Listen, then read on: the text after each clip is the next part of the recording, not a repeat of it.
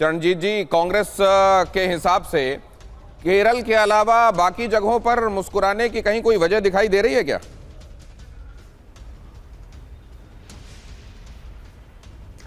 नहीं, देखिए ऐसा है कि केरल के अंदर जो हमारी जिस तरह से लीड आ रही है, निश्चित रूप से वहीं पर मुस्कुराना है। और जहां पर दूसरे राज्यों का सवाल है, तमिलनाडु में जिस तरह से परिस्थिति बन रही है, अब ये शुरुआती रुझान है, थोड़ा सा और रुकना चाहिए हमको। और पश्चिम बंगाल के अंदर निश्चित रूप से हम 294 सीटों पर लड़े हैं, लेकिन हमारा मेन मुद्दा ये था कि 294 सीटों पर हमारे संगठन को पुख्ता करना, मजबूत करना, हमारा एक संगठनात्मक नेटवर्क जो पिछले कई वर्षों में कमजोर हुआ है उसको मजबूत करना। मुझे लगता है कि 294 सीटों पर लड़के हमने 294 सीटों पर कांग्रेस पार्टी के हाथ का सिंबल भेजा है।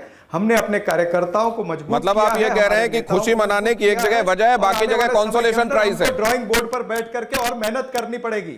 वो तो दिखाई दे रहा है, जाहिर है मेहनत करनी पड़ेगी, लेकिन तो करनी पड़ेगी सर। 294 सीटों पर आपने हाथ का सिंबल भेजा और प्रधानमंत्री मोदी ने यह कहा कि 294 सीटों पर मैं उम्मीदवार की तरह लड़ रहा हूं, उसका असर ज्यादा पड़ता हुआ नजर आ रहा है। डॉक्टर अजय आलोक हमारे साथ मौजूद हैं।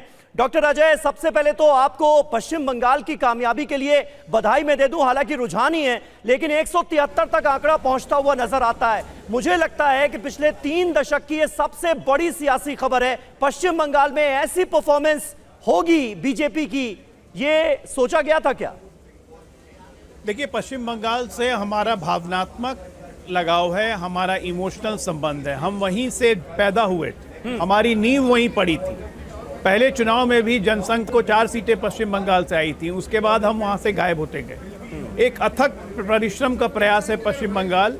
और आज पिछले 15 वर्षों में जो मेहनत हमने की है, 2011 से शुरू की थी, उसके बाद हमारे गृह मंत्री तब तत्कालीन राष्ट्रीय अध्यक्ष थे 2014 से, जो उन्होंने काम शुरू किया पिछले 12 साल में, आज उसका प्रतिफल हमें मिल रहा है। और पश्चिम बंगाल की जनता इसमें सबसे बड़ी शिल्पीकार है। हम कुछ नहीं है, जनता शिल्पीकार है।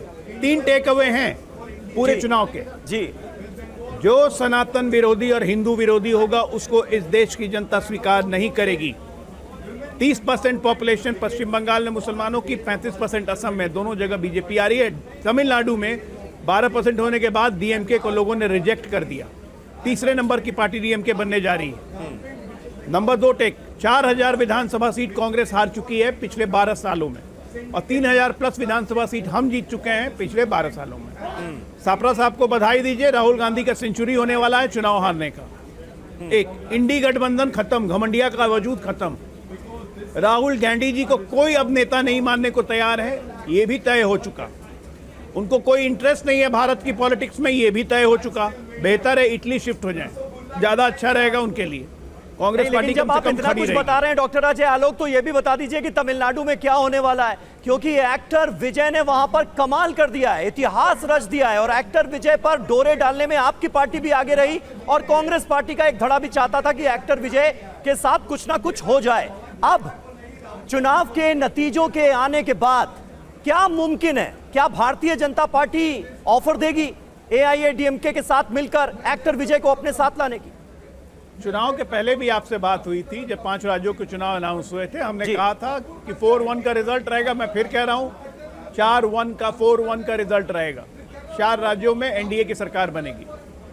मतलब ये तो स्पष्ट हो गया कि वहां भी टीवी के जो है आपके साथ जा रहा है, आप तो ये कह रहे हैं डॉक्टर साहब। लेकिन ये बताइए कि बंगाल के संदर्भ में लोग ये भी जानना चाहते हैं कि ये इलेक्शन में, जैसे कहा जाता है, पॉपुलर सेंटीमेंट और वोट, और एक होता है इलेक्शन मैनेजमेंट। आप यहां किसकी विक्ट्री देख रहे हैं? नहीं, मैं इसको बिल्कुल बंगाल की जनता का इमोशनल सेंटिमेंट देख रहा हूं और कुछ नहीं। बंगाल की जनता का वेग देख रहा हूं और कुछ नहीं, क्योंकि मैं था बंगाल में, 4 महीने बंगाल में बिताए हैं मैंने। मुझे पता है वहां पे जो ग्राउंड पे जो जनता का सेंटिमेंट था। कल ही आपने फाल्टा सीट पे देखा जिस तरह से हिंदुओं ने आके रीपोलिंग में बाहर निकल के कहा कि हमें धमकाया जा रहा है कि वोट नहीं देना है, कुछ नहीं करना है, मारा जा रहा है, चुनाव के बाद ये मारेंगे। तो बंगाल की जनता का सेंटिमेंट था कि सरफरोशी की तमन्ना अब हमारे दिल में है, देखना है जोर कितना बाजुए कातिल में है। तो कातिल के बाजुओं ने अपना जोर दिखाया, अब जनता का जोर चल रहा है। और सुनामी फोल्ड कर रही है, 173 आप दिखा रहे हैं जी। अब सुनामी वापस जा रही है, सब कुछ समेट के ले जाएगी। ठीक है सापरा साहब, बीजेपी इसे सुनामी बता रही है और साथ ही साथ हिंदुत्व की बड़ी जीत बता रही है। हार्ड हिंदुत्व और डेवलपमेंट का ये जो फॉर्मूला इजाद किया है भारतीय जनता पार्टी ने, आप मानते हैं कि वही आपकी पार्टी की इस दशा की सबसे बड़ी वजह है, या फिर अभी एनालाइज करेंगे? अरे बधाई दे दीजिए राहुल गांधी को सेंचुरी के लिए।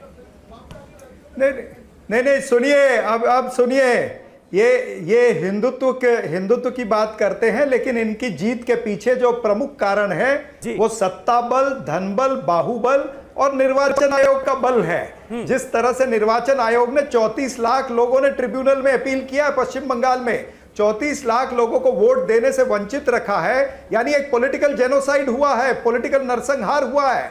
34 लाख लोग अगर ये पात्र हो जाते हैं, बढ़िया काम किया इसके बाद में ट्रिब्यूनल में, तो फिर क्या होगा? बढ़िया काम किया इलेक्शन कमीशन ने भाई।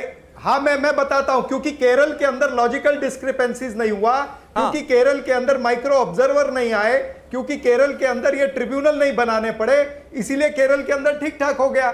यहां पर ये स्पेशल अरेंजमेंट क्यों किया गया? चलिए, तो सापरा साहब अब थोड़ी देर बाद फिर से मिलते हैं।